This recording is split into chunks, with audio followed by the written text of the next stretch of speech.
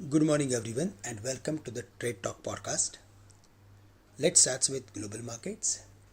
Shares in Asia declined after Wall Street saw the worst week for stocks and bonds this year as traders increased interest rate expectations ahead of crucial US inflation data, which is due on Tuesday. The losses were driven by a repricing of interest rate expectations as investors reassessed how high US borrowing costs are likely to rise this year. Market pricing now implies rates will peak at 5.2% in July, up from less than 5% a month ago. This has actually fueled to the rally in the bond market, and we saw bond yield moving towards the levels of 3.73 from the levels of 3.6567. It has also helped dollar index to move higher, and it closed at 103.65. Currently it is at 103.6570 levels. FIs are consistently selling in the market. In the previous week they sold heavily, but on Friday there was some positive activity. However, if we go through with the option data, then there they are consistently increasing their short positions.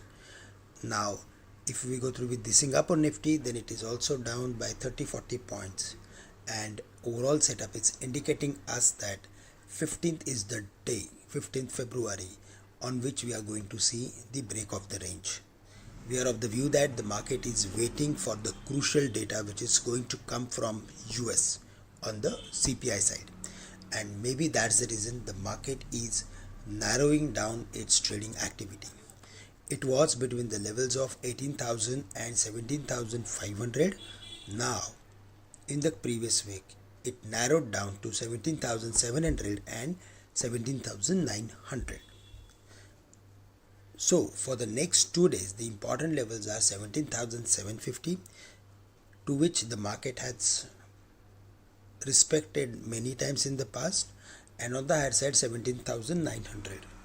These are the two levels. Below 17,750 we can expect weakness. So in that case we need to be careful with long positions. We need to actually reduce positions. If it breaks 17,750, in that case the chances of 17,500 would turn bright.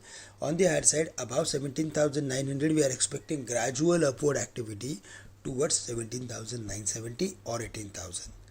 Above 18,000, after the announcement of the CPI data, if we see the markets are crossing 18,000 levels, then in that case 18,200 seems achievable.